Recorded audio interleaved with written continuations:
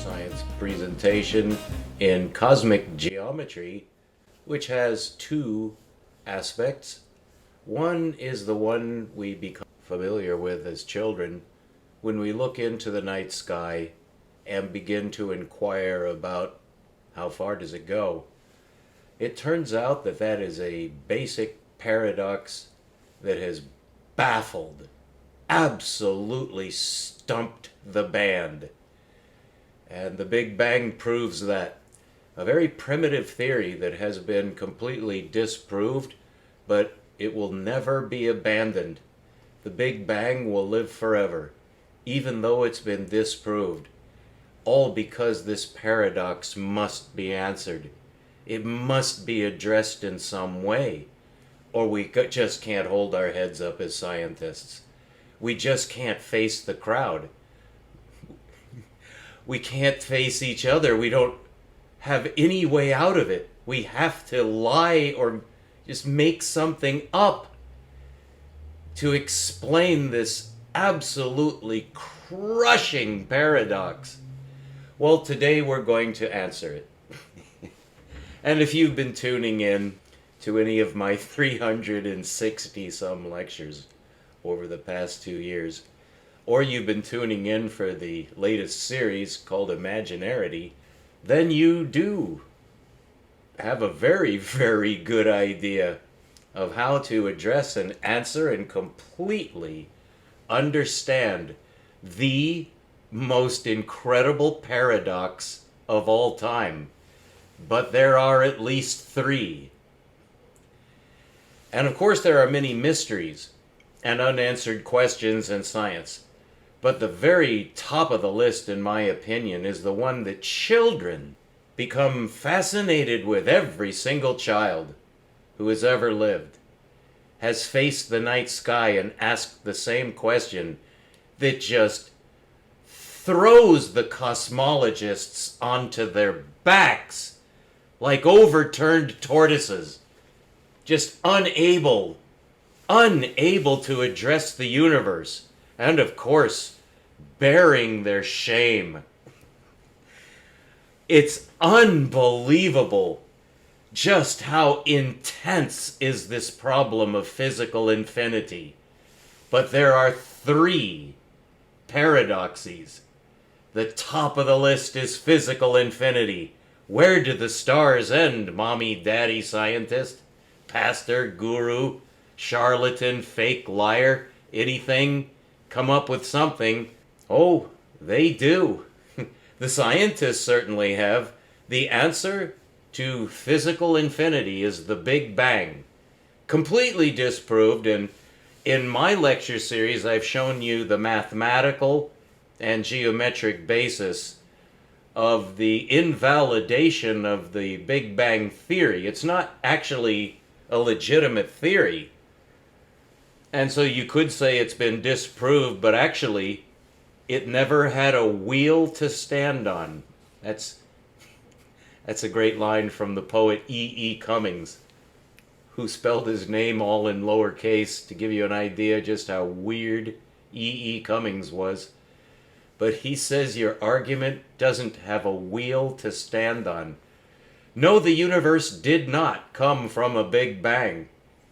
Absolutely ridiculous, actually anti-scientific, completely irrational idea. But then, according to Wikipedia, and I have to validate this, and deep in my heart I'm sure that I do, well, wise guy, well, wise ass, you're willing to just contradict what science, although it's not really science, although it is, you're willing to just come out and say, don't listen to these bastards, children, even though they get literally together billions of dollars more than I do, since I'll never take a dime. But in other words, there's a lot of incentive to answer the questions about the universe. Well, that certainly shows up out on the internet, where today, and you can check, may I be put under a lie detector test? But you don't need to do that because you can check for yourself. That is part of the scientific process. Go out to the internet and see what people are watching. But you have to look at it from 2 points of view. They're watching what they're given, which means that the public, either passively or actively, demands this crap. Absolutely psychotic. A complete carnival of anti-science, non-scientific propositions. But every single one of these topics in deep space science and quantum mechanics and consciousness, each one of these topics has a very firm basis in knowledge, most of which is new within the past century. So it was just yesterday, just a second ago, that we found the universe. There was no universe a century ago. And there certainly wasn't an atom or a quantum paradox. That's a century old. The quantum paradox is more like 120 years old. And there's a spectrum here. You know that a real hard-nosed, self-respecting scientist would call me up on just every single goddamn thing I say. No, Sam. Oh, God. You don't have any education at all. Well, they're paid to say that, and they're paid to put me in my place. And I accept that. That's part of the great game. No, you have to be able to take a punch. You have to be able to handle yourself under pressure in science. Well, I don't have much problem with that since I live out in the middle of the goddamn Sonoran Desert. Which I don't say goddamned except just to have fun. I don't believe in swearing except as a function of human life, in which I partake just as fully as I can without breaking any of the laws of God or man. That's how I've always lived. But the most fun that a rational man can have is wisdom. And wisdom does not come easy. It's not a shortcut. It's the result of understanding. And there's very, very little understanding left in science now. We have a lot of knowledge, which makes it look like scientists have understanding. But they don't. Not in these areas that are titillating to the populace. Because that would be the cutting edge. Because why? Because it's spooky. It's spooky and it's deadly serious. Anybody who can get any of these answers is going to be famous. With one exception. You're looking at them. We have all the answers here at Anagalactic, all of them. And it came about through hard work, but I'm lazy, as all programmers are, and I looked for shortcuts. Ultimately, there is no shortcut, but there is cleverness. You can learn how to think and how to use logic and really how to make some good guesses, but a guess doesn't cut it in science except at the induction phase. And that's a good secret to divulge to you right now. If you want to look at the positive side of this mass carnival act out on the internet that passes as science but really has very little to do with science, except in the obvious way, the reason why there is really nothing but psychosis, nothing but anti-science, just nothing but philosophy, quasi-religion, and maniacal guesses made by men whose attitudes are absolutely reprehensible. I'll just name Neil deGrasse Tyson, but Brian Greene goes to the opposite end of the spectrum, and Sean Carroll, just baby-faced Sean Carroll, just lying in his teeth, but so sweetly that I think even a mother would love him. Well, I like him because I understand. I understand what these men are doing. It's not, I wouldn't say it's evil. It's not evil. And it's part of the game. I just admitted that I'm playing the game too. But I'm deadly serious about getting the answers. These men are not. That's the main difference. They have plenty of incentive for fame and money and security. That keeps 99% of the masses just fully occupied. Once you've got a handle on the money pipeline, don't let go is my advice. If the government tells you to lie, lie. as long as they're willing to pay you. But if you have any moral sensibility, if you have any major part of your soul left intact, you're going to be real careful around the kids. You're going to be real careful around the children.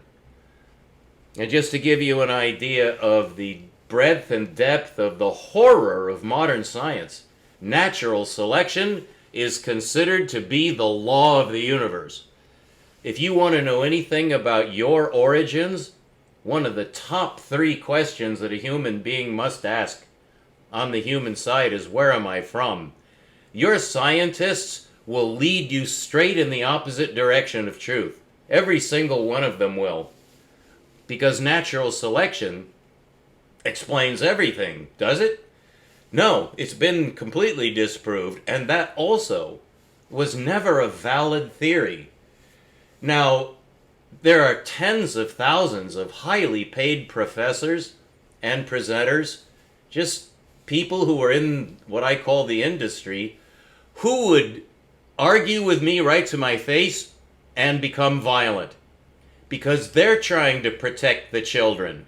Are they? You're from monkeys. The mechanism of genetic transmutation, the transmutation of species, is based on mutation. Well, that is actually completely absurd. There's never been a single example of a genetic mutation that led toward a new species. In the 6,000 years of human history, there's never been a single example of even the slightest indication of any changes going on. So right away you know that the theory is false. First of all, because it's not operative. But it was never operative in the past. Species have never changed. There have never been any new species. But there were some old ones that were completely wiped out. And in my lifetime, the proof for how that happened was revealed by the son of a Nobel Prize winner. The prize-winning man is named Luis Alvarez, and his son, Walter Alvarez, who's received the highest awards possible in the field of geology, discovered the source of the Bible flood. Actually found out that the Bible was right. And that's why you're never, ever going to believe it. You're trained like a monkey. That's why you're told that you have to be a monkey. It's so that you can learn to accept monkey-like theories. Like, where did the dinosaurs go, mommy and daddy or scientist or pastor or guru? Well, the volcanoes slowly choked them. That's been 100% disproved. The entire world was buried by a worldwide flood, and you can find that in Wikipedia. So that's a very, very tiny slice of the mania and psychosis that passes for science today.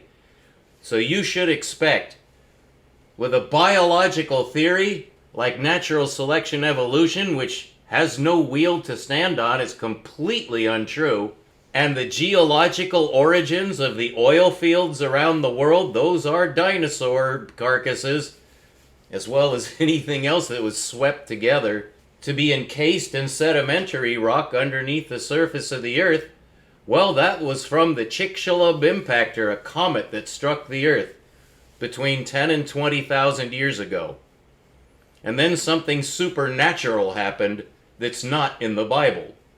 And nobody ever talks about that, not even the nutcases, not even the psychics. Never bring that up. You know why?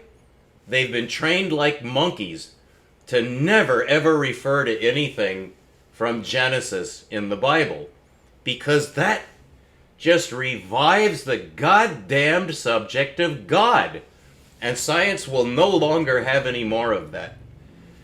They have ample reason in the group mind sense to avoid the topic of a creator, because in the past it led to tyranny, but in the past anything that worked led to tyranny. So you can hardly blame the Catholic Church for doing what every other organized society of men has done. You form some tremendous lie, and then force people to accept it or die. And so, you've heard the story of Galileo. Copernicus also was deathly afraid to publish his theory because the Catholic Church would have burned him at the stake. And Galileo was threatened with torture and death. You know these stories.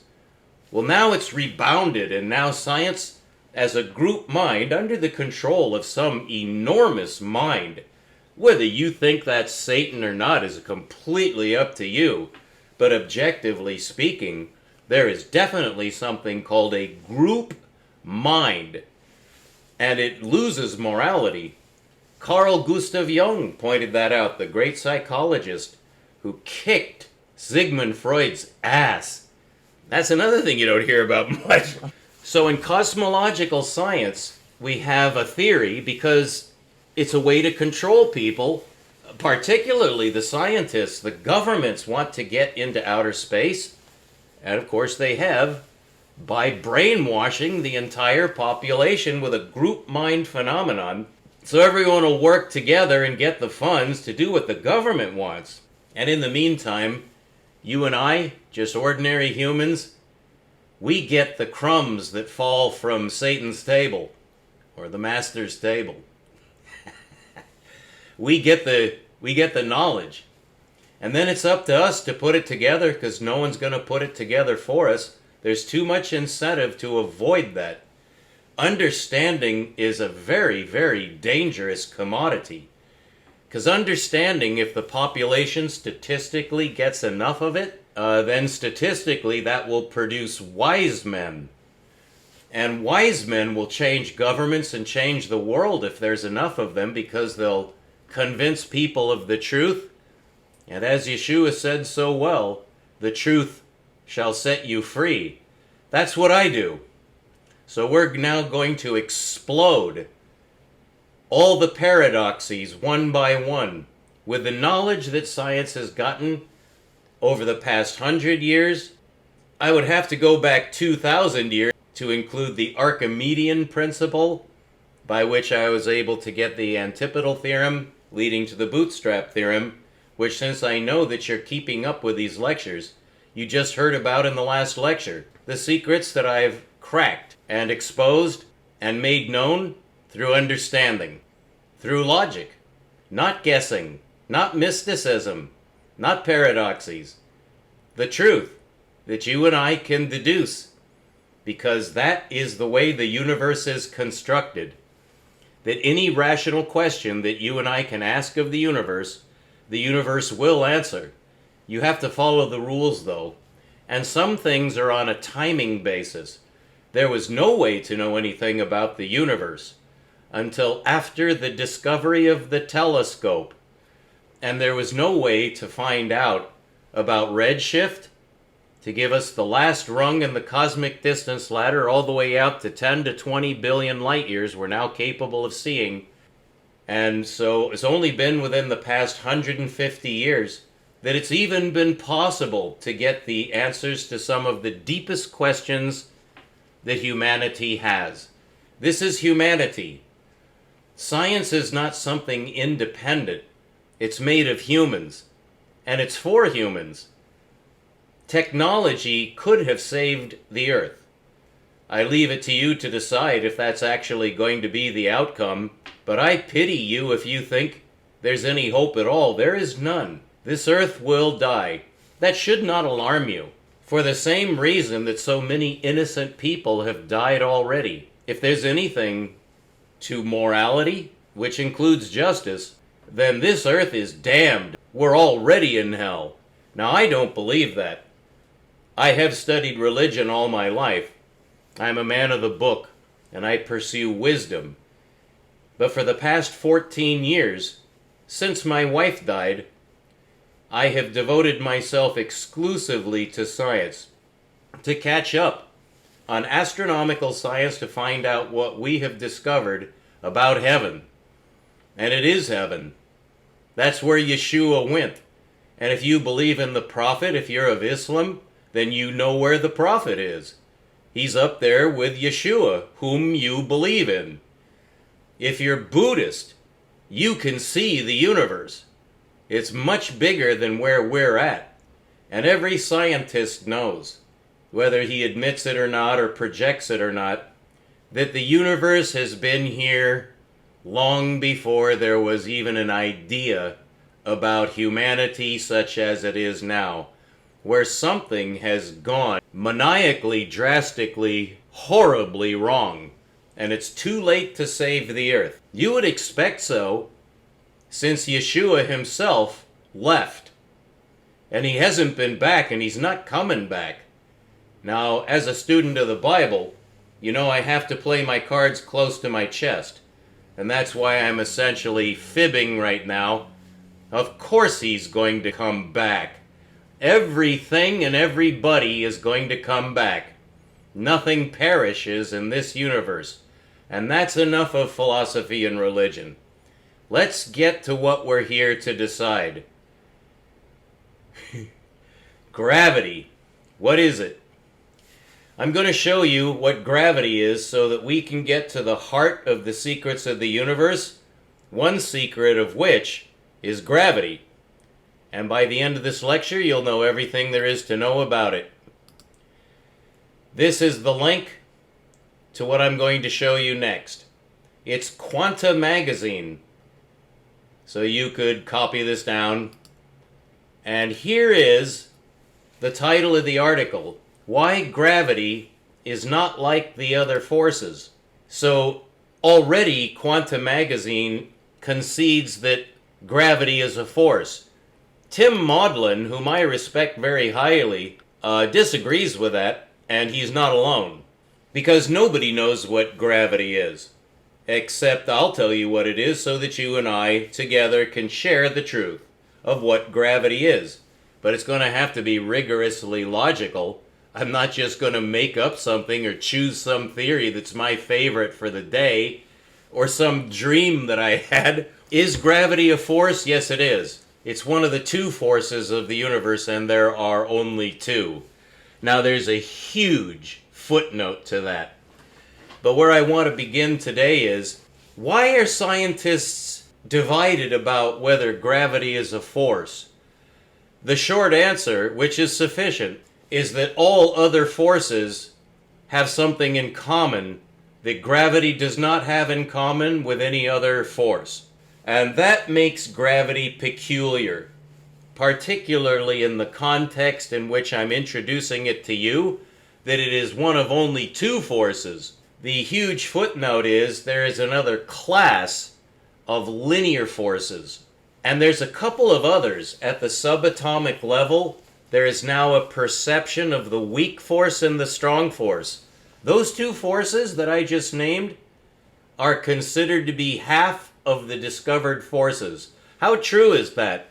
The short answer is that the weak force, which is a subatomic force, and the strong force, which is an intranucleic force, basically binding protons together, although with another footnote, those are not physical forces. They're mathematical constructions. Most of subatomic particle physics, most of which is based on cyclotron collisions of proton-proton collisions, those are not particles. And there are actually only two particles, and I say that there's actually only one particle in the conventional sense, the Greek sense, the oldest sense, of the center of matter, whatever is the building block of matter. That is well known. It's a proton, not the neutron. The proton. The neutron is a huge footnote. So what's the electron? It's an antiparticle. And that's a new use of that word, and it has nothing to do with the Standard Model at all. Since the antiparticle is another mathematical construction, which was predicted by Paul Dirac, and he got a lot of credit for that after introducing the relativistic solution for quantum mechanics. His solution implied that there would be some was later discovered. No, it wasn't. It's not a particle. It's a pseudo-particle. It's a mathematical construction. It's an illusion. But it can be measured, and so you could say there is such a... I accept that. But I also give you the other side of that, because there is a huge level of delusion right now through our inability to see reality. And that subject is at the top of the list, is what is reality. Not only that, what is reality and what is consciousness? We'll get to that in the upcoming lectures, but I promise to give you an introduction to the Boscovician force curve solution for physics, which is 250 years old, and now it's resurfacing. And I've completed my reading of Ruger Josip Boscovic's Theoria Philosophiae Naturalis, which will go down in history as one of the most incredible, amazing breakthroughs in physics of all time. I preempted Roger, and I have gone much, much farther than Roger possibly could, and then I discovered Roger's work, which is a tremendous boost in the arm for me, to find out that I was not alone, that Roger is on my side. So to continue to get to the center of the quantum paradox so you can understand it, that entails understanding space-time. And in fact, that's how we're going to address gravity now, as we move into the Boscovic physical philosophy. This is based on a conception of the proton, which is the original perception of the atom. We now know that the atom is a force-balanced system. That was predicted by Boscovic before the atom had been discovered. He did not know about the electron or the proton, but his force-balanced system completely describes the electronic, protonic, force-balanced system that we call the atom. But only the proton is a particle. If you go by a very strict definition of particle, there's only one in the whole universe. And it's monumental because it causes gravity. The proton is the cause of gravity. That has been proved. You know, no scientist would agree with me on that. But they'll have to once they read my proof, which will come out in archive once I'm done with my LaTeX document.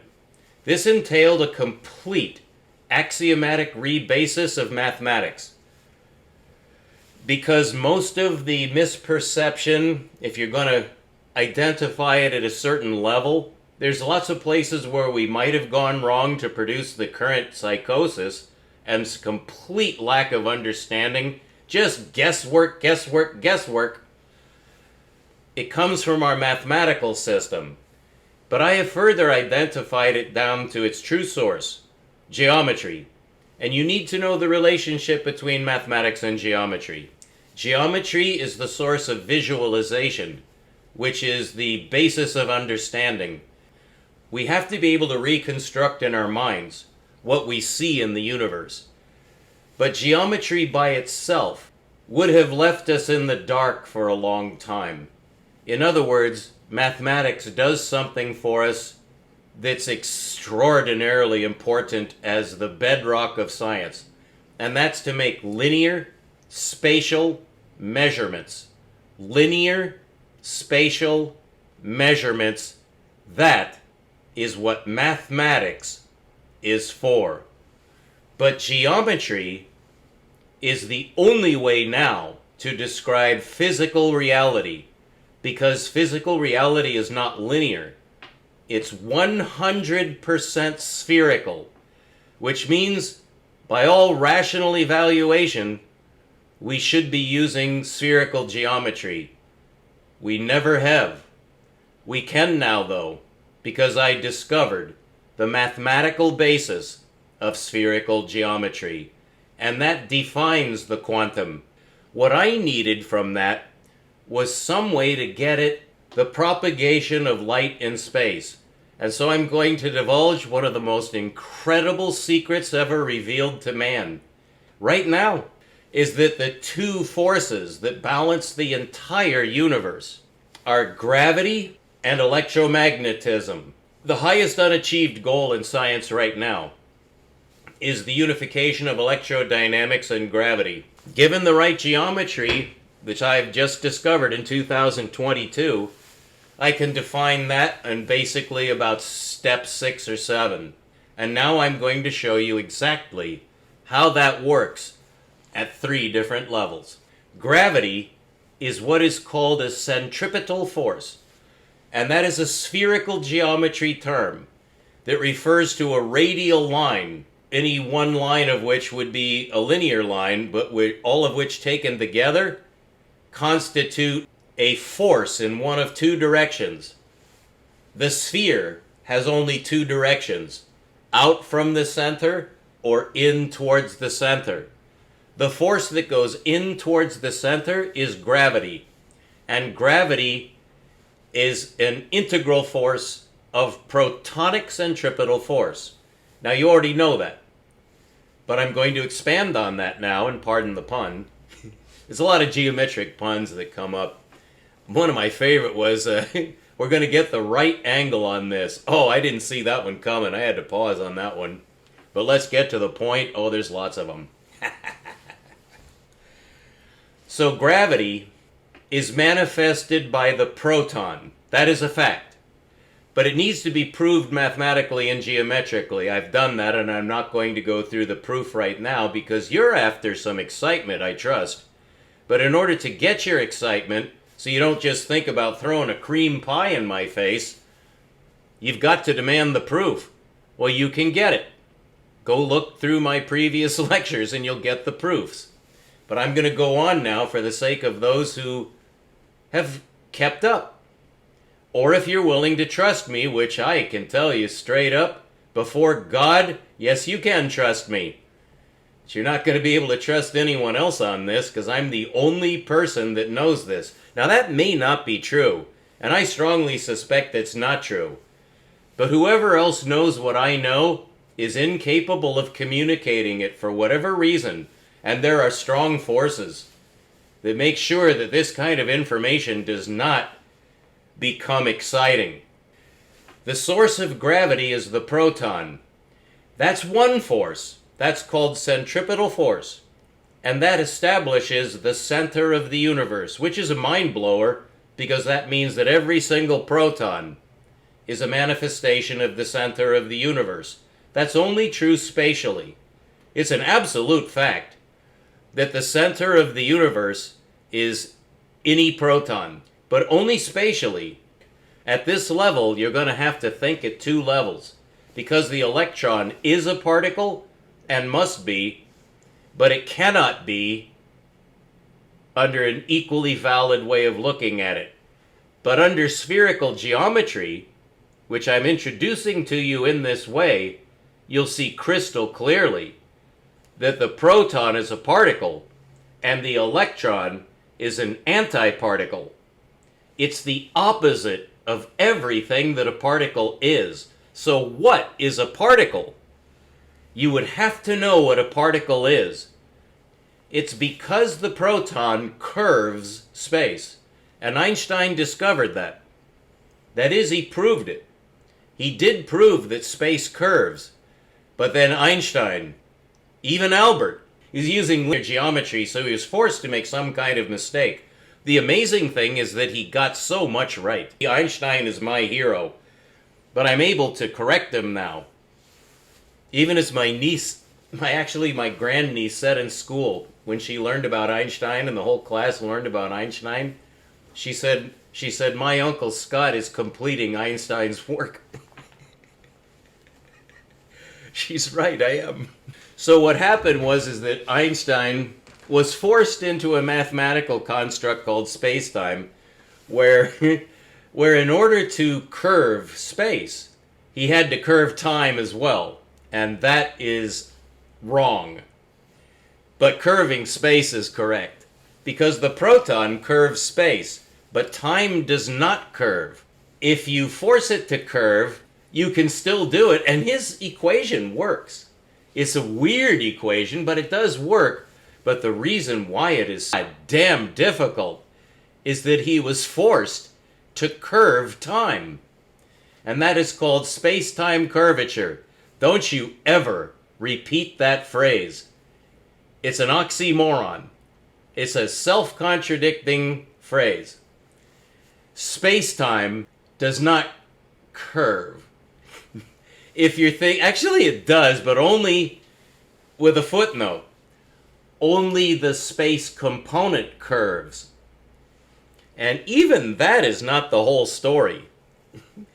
Because from any frame of reference, which essentially is a point, a frame of reference in space-time geometry has to be a point. But if you establish your point for the beginning of your space-time frame, you can extrapolate in one of two equivalent ways.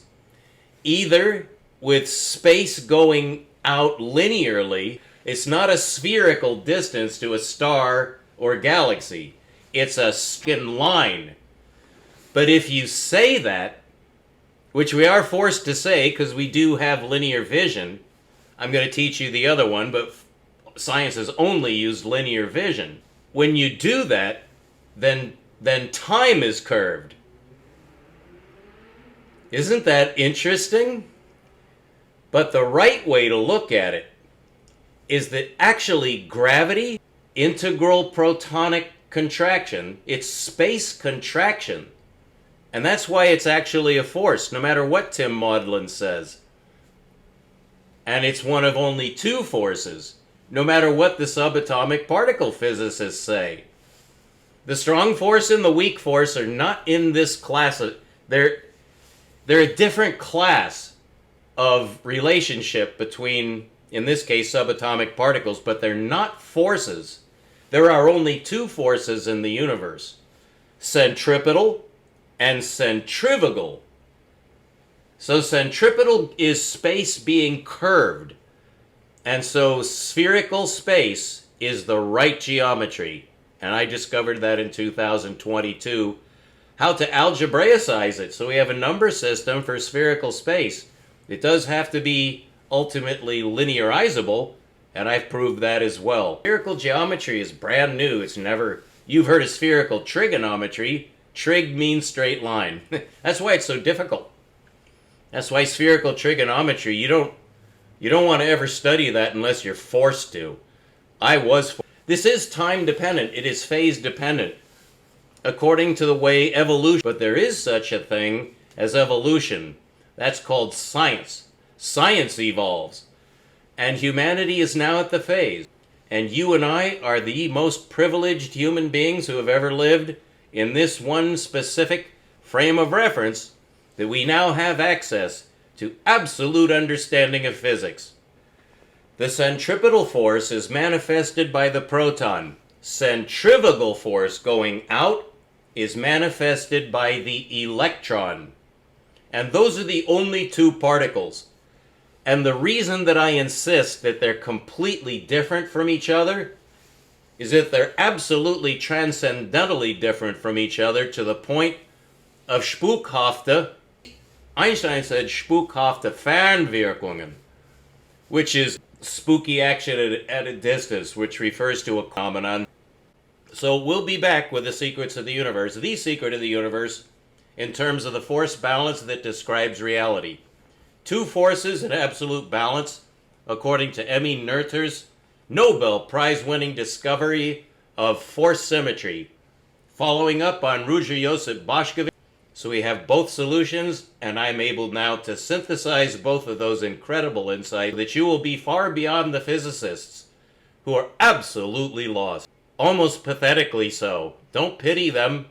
They're getting what they want. That's a normal human. Don't ever make fun of them. Leave that to me.